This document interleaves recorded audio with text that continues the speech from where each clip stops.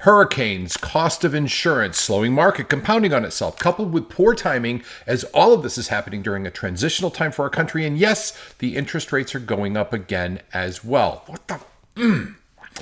I'm George, and this is my incredibly talented wife, Jackie. We're going to cover everything I've just discussed, and we're asking you to invest this much time. Your time is valuable, and I'm going to pack this short video full of information that's relevant to you, whether you're buying or you own a home in Florida. This is our mid-month report, and if it brings some value, of course, hit the like button, make a comment if you want to, and consider subscribing. Our goal is to give you information that's relevant, so let's get into it right now. This is going to come as no surprise to anybody, but we get hurricanes down here, and this, especially this year with two hurricanes coming through after Milton just came through and went through right the center of Florida. We also had Helene, which went up into the elbow. Hurricanes are an issue. Now, there's a bright side. What you're looking at now is two guys that are fishing. They actually caught a fish on a road, and isn't that kind of funny? You got a guy driving by on a tractor, a lawnmower right afterwards. I wanted to add a little bit of levity to this, but the hurricanes are serious. And it's not just the hurricanes, it's the flooding that comes with it. Here's some images of what happened over in St. Petersburg, some of the flooding that occurred from Helene, and then it was compounded by another one. Folks, this is available to everybody in Florida, and that's putting a lot of people on check, saying, I don't know if I want to move here. Okay, that's reason number one of 5 reasons why we're in some serious trouble here. Let's move on to the next reason.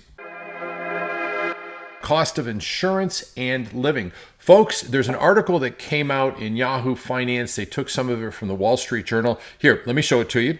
Florida's housing market faces major setbacks as high insurance costs and storm concerns drive buyers away, leaving homeowners stuck. This is exactly what we were speaking of with the hurricanes and also the just general expenses. This article is pretty powerful, and it tells a story that I'm very concerned is going to be the ongoing story. Let's go back to the article. Anthony Holmes thought he had struck gold when he joined the thousands of Americans flocking to Florida during the pandemic. In 2021, Holmes left Virginia, buying a 5-bedroom home in the gated Tampa community for $550,000. Then he invested $50,000 in upgrades. Okay, that's the normal story, and that makes great sense. But watch, this is where it gets scary. Fast forward to today, and Holmes can't sell his home. Quote, I can't unload the thing, unquote. Holmes told the Wall Street Journal, in 8 months, I've had 0 offers. No one's even showing up for the open houses. He's still stuck with it despite dropping the list price from $620,000 to $583,900. Folks, he bought it for $550,000. He had closing costs, he invested money.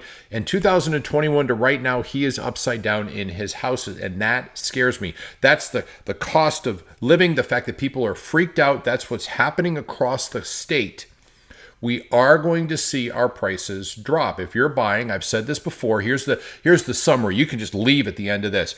If you're buying, hang tight. Don't buy right now. Seriously. And you'll cover that because I'm going to talk about interest rates. I'm going to talk about the poor timing and what's going on as well. If you're going to buy, don't buy right now. If you're going to sell right now. Get this thing off the market. It isn't going to get better. We'll cover that coming forward because you need to know what's going to happen in the near future. So that's the cost of living. And boy, that freaks me out. Slowing market compounding upon itself is our next topic. As I just explained, the market's absolutely slowing, but let's take a look at our inventory levels. So this is using Central Florida because I have great data that comes out from here, and I wanted to focus on it. This is where I live, so I spend a lot of time and energy in here. The inventory, as you can see, a year over year, we had 6,700 plus homes. We're over 11,000, almost 12,000 homes on the market. Folks, that's practically double, but let's take a look at what's happening to the overall market. For that, I'm going to go to our big board. We just looked at our inventory, and we have 11,590 homes. That's what you're looking at on September of 2024 for the Orlando market. Now, jump over to the condo, which is 2 lines over, 2,217 homes currently on the market.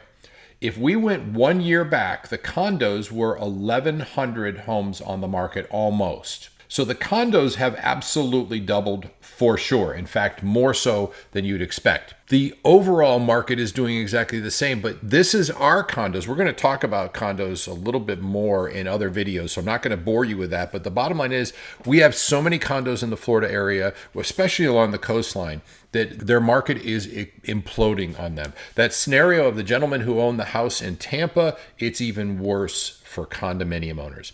Now, the upside is if you're thinking of retiring, moving down to Florida, you want a condo, you want to live there maintenance free, as it were, where you didn't have to do anything. Condos are going to become a great value very, very soon. In the next 6 months to a year, you're going to be able to find condos at a great price and have a wonderful lifestyle because everything's coming down. Remember, if you're going to buy, hang tight. If you're going to sell, right now, get it on the market today. Next couple of weeks, please, please. I hate to prove you right 6 months down the road. Okay, let's go to one more board I want to show you real quick. What you're looking at is the month supply of homes in Florida. And again, we are going to look in the upper left-hand corner. September of 2023, we had 2.64 months supply. We're at 5.3 months supply of homes right now. That is happening all over Florida. The month supply of homes is going up, up, up, which means that the prices are going to come down, down, down. There is more supply than there is demand. And folks, every economics will tell you that's exactly what happens and you can't get past it. All of that's coupled with our next topic, which is poor timing in a transitioning country. If you haven't figured it out, there's an election going to happen. It's going to happen in about 3 weeks. Vote smart. More importantly, just vote because your voice matters. That doesn't change the dynamic that we are in a transitioning country. We're going from basically, no matter what, from the administration of Biden to the administration of either Trump or Harris. Bottom line is, it is going to be a change based on what both candidates are saying. I'm not going to get into the politics of this. Most of you know my political position on this. It doesn't matter. I just want you to vote. But the bottom line is, that has people scared. Most people don't like change. I don't. My wife doesn't. Jackie is not a change fan, and you may not be either, which indicates what most Americans are thinking. I want to move, but I'm not sure what's coming, so I'm not going to do anything. And that is hindering our market, is causing a slowdown even more pronounced than perhaps we've seen. Half of the country is thinking, well, it's going to be horrible, while the other half thinks it's going to be great. And if you flip the table for the other candidate, other half is saying it's going to be horrible, and the other saying it's going to be great. Nobody knows for sure, and it's too close to call by a long shot. So get out and vote. That's my only suggestion on this. However, this transitioning country is absolutely affecting what's going on in the market. We see heated battles everywhere with news and politics. Okay, we beat that dead horse. The bottom line is there's change coming and people don't like change, and that's slowing down. And the last thing, I thought we were done with this, but I guess we're not. Interest rates. Yep, we're bringing those back. Didn't y'all think the interest rates were taken care of? They lowered it a half a basis point. We saw our interest rates get down to 5.94% was the lowest. Take a look at this.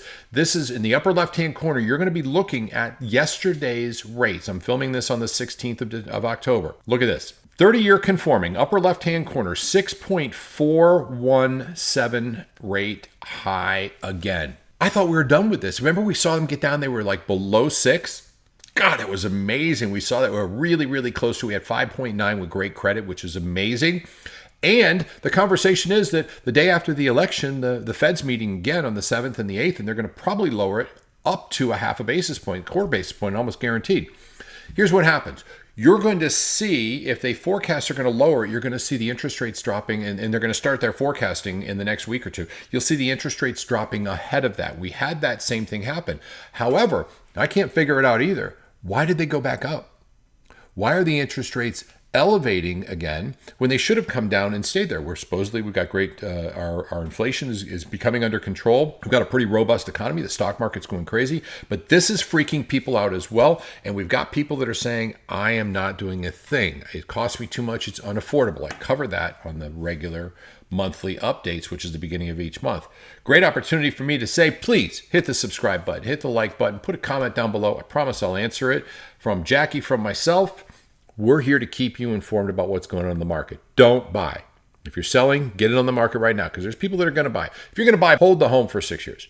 But if you're not really sure what you're going to be doing or where you're going to be or your work or whatever the case may be, I would hold the heck off. Okay, if you're going to sell, please get it on the market, because I fear that we've got a recession coming.